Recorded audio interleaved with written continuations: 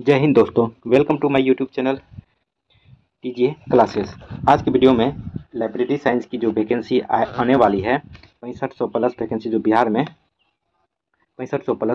बिहार में आने वाली है, तो इसके लिए आप लोग तैयारी हमेशा करते ही होंगे। और हम आपको एक तरह से क्वेश्चन एमसीक्यू क्वेश्चन लेके आ रहे हैं। इससे पहले ये वीडियो नंबर 20 है। इससे पहले हम 19 वीडियो आप लोग को प्रोवाइड कर चुके हैं। ये बुक जो है आपको डॉक्टर अमित किशोर का है, जो एक तरह से एमसीक्यू का जो है बेस्ट बुक है।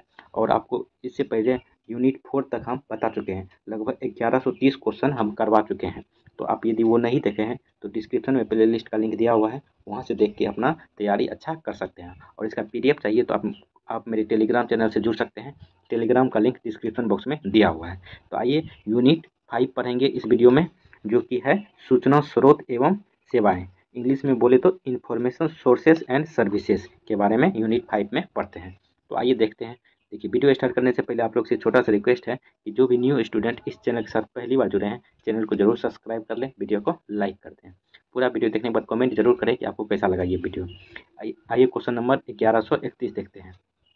1131 है, प्रलेखों को उनकी सूचना विशेषताओं के आधार पर डैश द्वारा वर्गीकृत किया गया था। तो प्रलेखों को उनकी सूचना विशेषताओं के आधार पर जो है वर्गीकृत किया था, ये क्या था? Option number 1 Hanson and Gorgon महोदय ने जो है ये वर्गीकृत किया गया था। क्वेश्चन नंबर 1132 देखिए, प्रलेखों को उनकी भौतिक विशेषताओं के आधार पर डैश के द्वारा जो है वर्गीकृत किया गया था। तो ये वर्गीकृत किया गया था डॉक्टर SR रंगनाथन के द्वारा। ऑप्शन नंबर डी इसका राइट आंसर हो जाएगा। क्वेश्चन नंबर 1133 देखिए, जो है रंगनाथन द्वारा दिए गए प्रलेखों के वर्गीकरण में निम्नलिखित में से कौन सा सही है? तो जो रंगनाथन के द्वारा प्रलेखों का वर्गीकरण किया गया था, इसमें कौन सा सही है? इसका राइट आंसर हो जाएगा ऑप्शन नंबर 1, जो कि है कॉन्वेंशनल।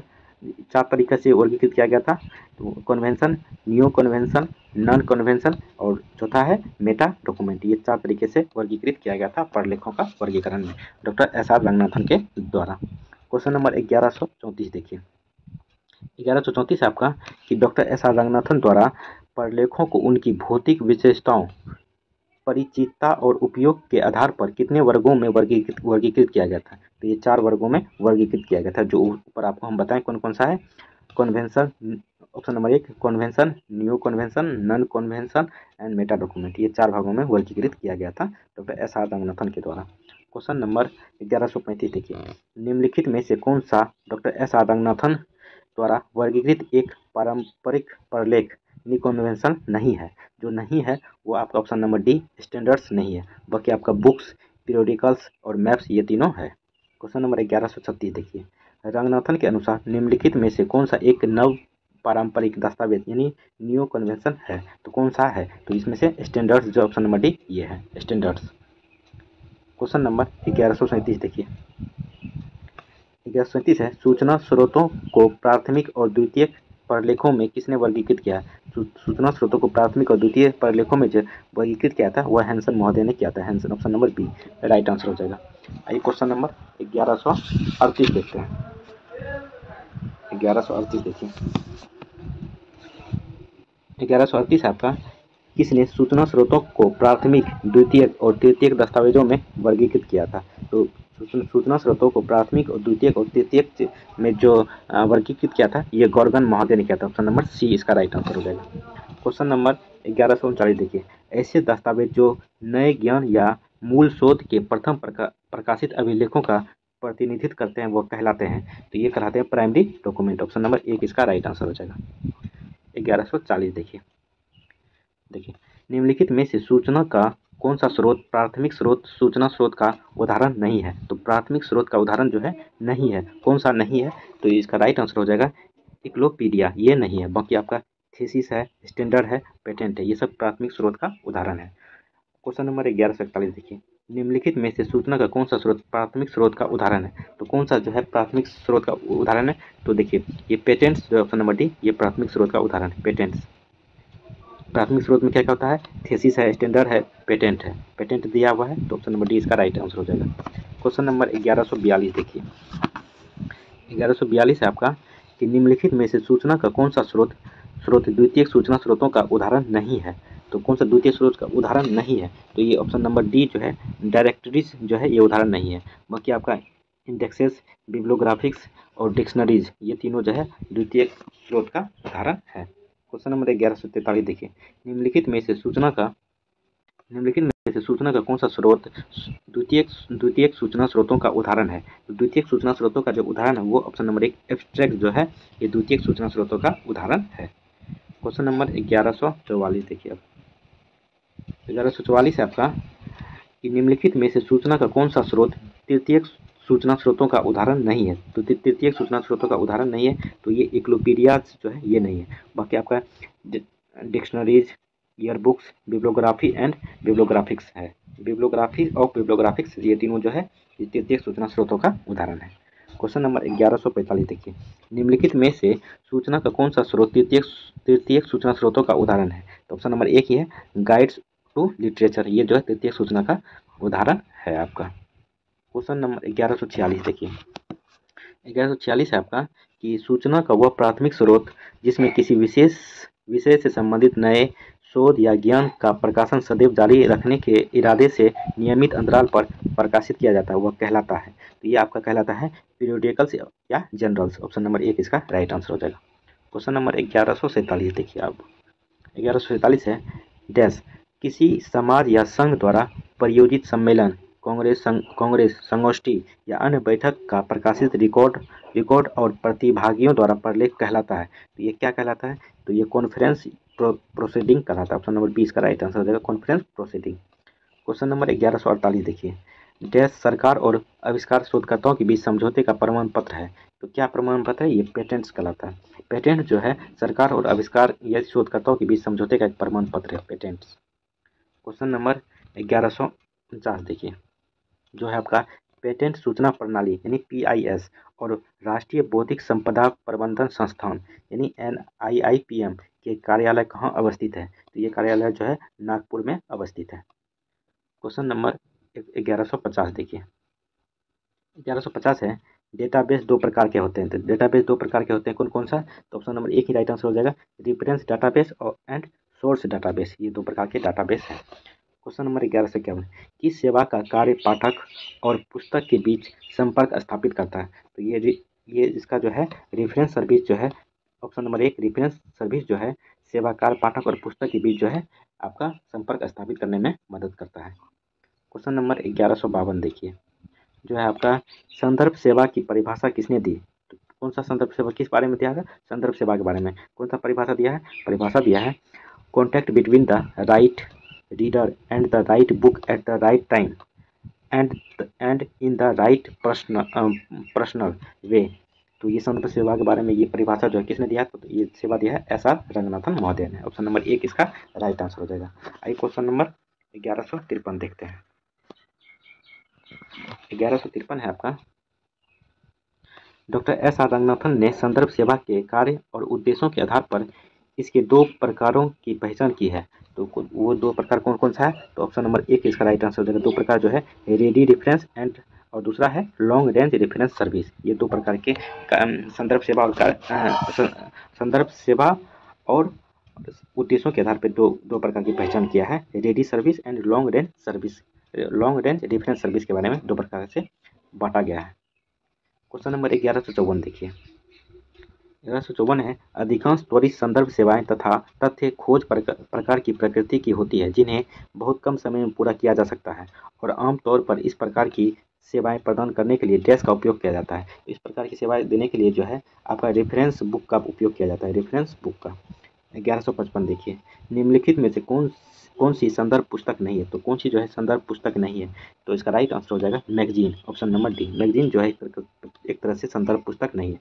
बाकी आपका इक्लोपीडिया है, डिक्शनरी है, गेजेटर है, ये तीनों जो है संदर्भ सेवा पुस्तक है, बाकी मैगजीन नहीं है। क्वेश्चन नंबर 1156 देखिए, 1156 है आपका दीर्घकालीन संदर्भ सेवा के बारे में कौन सा कथन सही नहीं है? तो कौन सा कथन जो है सही नहीं? तो कथन जो है ऑप्शन नंबर डी जो है ये सही नहीं है। पहले देख लेते हैं जो सही नहीं है। ऑप्शन नंबर डी देखिए, जो दिया हुआ है ये लंबी दूरी की संदर्भ सेवा का समाधान केवल संदर्भ पुस्तकों के द्वारा ही किया जा सकता है, ये सही नहीं है। बाकी जो सही है उसको देख लेते हैं। संदर्भ मतलब दीर्घकालीन संदर्भ सेवा के बारे में तो ऑप्शन नंबर ए, बी और सी तीनों सही है। देख लेते हैं एक बगल से। तो पहला है, लंबी दूरी की संदर्भ सेवा में पाठकों की समस्याओं का समाधान तुरंत नहीं किया जा सकता है और न ही केवल संदर्भ पुस्तकों द्वारा समस्या का समाधान किया जा सकता है। लंबी दूरी की संदर्भ सेवा में अक्सर संदर्भ प्रश्न होते हैं जिनका उत्तर देने में अधिक समय लगता है और कभी-कभी 2 से 4 दिन और कभी-कभी इससे अधिक समय भी लग सकता है। और इसके लिए संदर्भ पुस्तकालय अध्यक्ष को संदर्भ विभाग के बाहर और कभी-कभी पुस्तकालय के बाहर की जानकारी भी लानी पड़ती है दीर्घकालीन सेवा देने के लिए। ये सब तीनों सही था। देखिए क्वेश्चन नंबर 1157 जो है, रेफरल सेवा के बारे में कौन सा कथन सही नहीं है। जो सही नहीं है पहले उसी को देख लेते हैं। तो ऑप्शन नंबर एक ही जो है सही नहीं है, यह संदर्भ सेवा का दूसरा नाम है, ये सही नहीं है। बाकी जब बी, सी और डी सही है। तो देख लेते हैं जो सही है रेफरल सेवा के संदर्भ में। सबसे पहले बी सही है। रेफरल सेवा भी संदर्भ सेवा का एक प्रारूप है। इस प्रकार की सेवा में पाठकों को इसके उपयुक्त सूचना स्रोतों का संदर्भ दिया जाता है जहां इसकी जानकारी तक पहुंच की संभावना होती है। जब संदर्भ सेवा के दौरान पाठकों के संदर्भ प्रश्न संदर्भ स्रोतों द्वारा प्रदान किए जा सकते हैं तो इसे अन्य सूचना स्रोतों में भी भेजा जा सकता है। तो ये तीनों सही है रेफरल सेवा के संदर्भ में। क्वेश्चन नंबर 1158 देखिए। 1158 है आपका कि डॉक्यूमेंटेशन शब्द का प्रयोग सबसे पहले किसके द्वारा किया गया था। तो डॉक्यूमेंटेशन शब्द का प्रयोग सबसे पहले जो है ये किया गया था पॉल आउटलेट के द्वारा। ऑप्शन नंबर एक इसका राइट आंसर हो जाएगा। क्वेश्चन नंबर 1159 देखिए। यदि आप लोग को वीडियो अच्छा लग रहा है तो चैनल को भी जरूर सब्सक्राइब कर दें। 1159 है, पॉल आउटलेट ने डॉक्यूमेंटेशन विषय पर पहली पुस्तक ट्रेड डी डॉक्यूमेंटेशन की रचना किस वर्ष की थी। तो इसकी रचना जो है 1934 में किया गया था पॉल आउटलेट के द्वारा। कौन सा पुस्तक है, ट्रेड डी डॉक्यूमेंटेशन। पुस्तक के लेखक जो है पॉल आउटलेट है और इस पुस्तक का रचना जो है 1934 ईस्वी में किया गया था। क्वेश्चन नंबर 1160 देखिए। एस.सी. ब्रैडफोर्ड की पुस्तक डॉक्यूमेंटेशन किस वर्ष प्रकाशित हुई थी। तो ये पुस्तक जो है 1948 ईस्वी में जो है प्रकाशित हुई थी। ऑप्शन नंबर एक इसका राइट आंसर हो जाएगा। क्वेश्चन नंबर 1161 देखिए। डॉक्यूमेंटेशन और पुस्तकालय सेवाओं से इसके संबंध का अध्ययन करने वाले पहले विद्वान कौन थे। तो इसके पहले विद्वान जो थे ये थे आपका S C. Bradford. Option number B. Question number 1162 देखिए। डॉक्यूमेंटेशन के क्षेत्र में योगदान के लिए प्रतिष्ठित नोबेल शांति पुरस्कार किसे मिला है। तो ये इनको मतलब जो दिया गया डॉक्यूमेंटेशन क्षेत्र में जो है नोबेल शांति पुरस्कार जो दिया गया था ऑप्शन नंबर एक हेनरी ला फाउंटेनी को जो दिया गया था। ऑप्शन नंबर एक इसका राइट आंसर हो जाएगा। क्वेश्चन नंबर 1163 देखिए। 1163 है आपका कि इनमें से कौन सा जागरूकता सेवा यानी अलर्टिंग सर्विस के अंतर्गत आता है। कौन सा सेवा जो है ये जागरूकता सेवा के अंतर्गत आता है। तो इसका राइट आंसर हो जाएगा ऑप्शन नंबर एक CAS एंड SDI जो है ये आपका जागरूकता सेवा के अंतर्गत आता है। क्वेश्चन नंबर 1164 देखिए। पुस्तकालय एवं सूचना केंद्रों द्वारा पाठकों को नवीनतम जानकारी के साथ कौन सी सेवा प्रदान की जाती है। तो ये नवीनतम जो सेवा के साथ जो प्रदान की जाती है ऑप्शन नंबर एक करंट अवेयरनेस सर्विस यानी CAS जो है ये आपका नवीनतम जानकारी के साथ जो है सेवा प्रदान की जाती है current awareness service. Question number 1165 देखिए। 1165 है आपका इनमें से कौन सा करंट अवेयरनेस सर्विस का एक प्रकार नहीं है। जो नहीं है उसका उसी को पहले देख लेते हैं। तो डॉक्यूमेंट डाटाबेस जो है ये नहीं है। बाकी जब A, B और C ये है आपका करंट अवेयरनेस सर्विस का प्रकार है। तो कौन कौन सा है, पहला है रिसर्च इन प्रोग्रेस बुलेटिन्स है, करंट अवेयरनेस लिस्ट है, न्यूज़पेपर क्लिपिंग सर्विस है। ये तीनों जो है करंट अवेयरनेस सर्विस के प्रकार हैं। क्वेश्चन नंबर 1166 देखिए। इनमें से कौन सा करंट अवेयरनेस सर्विस यानी CAS के प्रकार है। तो ऑप्शन नंबर एक ही राइट आंसर हो जाएगा कॉन्टेंट्स बाय द जनरल। ये करंट अवेयरनेस सर्विस का एक प्रकार है। आइए क्वेश्चन नंबर 1166 देखते हैं। 1166 देख लिए। 1167 देखते हैं। 1167 है आपका कि पुस्तकालय द्वारा चयनित पत्रिकाओं की विषय वस्तु को मिलाकर एक बुलेटिन तैयार किया जाता है और सदस्यों के बीच वितरित किया जाता है, यह कहा जाता है। तो यह जो है कॉन्टेंट्स बाय जनरल कहा जाता है। ऑप्शन नंबर एक इसका राइट आंसर हो जाएगा। क्वेश्चन नंबर 1168 देखिए। 1168 है आपका पत्रिकाओं में प्रकाशित लेखों को पुस्तकालय द्वारा संग्रहित किया जाता है, फिर वर्गीकृत विषयवार और ग्रंथ सूची प्रकाशित की जाती है। इन सूचियों की सहायता से समय पर जागरूकता सेवा प्रदान की जाती है। इस सेवा को क्या कहा जाता है। इस सेवा को जो है CAL कहा जाता है यानी करंट अवेयरनेस लिस्ट कहा जाता है। क्वेश्चन नंबर 1169 देखिए। 1169 है कि एक ही क्षेत्र में अनुसंधान की प्रगति के बारे में समय समय पर बुलेटिन निकाले जाते हैं और इसमें अनुसंधान परियोजनाओं के नाम, अनुदान देने वाली संस्थाओं के नाम और संदर्भ स्रोतों का विवरण प्रदान किया जाता है। इस सेवा को क्या कहा जाता है? इस सेवा को जो है option number C research in progress bulletin कहा जाता है। ऑप्शन नंबर सी इसका राइट आंसर हो जाएगा। क्वेश्चन नंबर 1170 देखिए, 1170 है आपका कि समाचार पत्र नवीनतम सूचनाओं और ज्ञान का स्रोत होता है और इसमें प्रतिदिन मानव जीवन से जुड़े हर क्षेत्र की जानकारी प्रकाशित होती है और इन सूचनाओं से विशिष्ट शोध विषयों से संबंधित सूचनाएं एकत्र की जाती है और इन सूचनाओं की कतरने को सादे कागज पर चिपकाकर विषयवार वर्गीकृत किया जाता है और फिर इसकी फाइल बनाई जाती है जो यूजर को निश्चित समय अंतराल पर उपलब्ध कराए जाते हैं। इस सेवा को क्या कहा जाता है? तो इस सेवा को जो है कहा जाता है news paper clipping service. Option number D इसका राइट आंसर हो जाएगा, न्यूज़ पेपर क्लिपिंग सर्विस। आइए क्वेश्चन नंबर 1171 देखते हैं।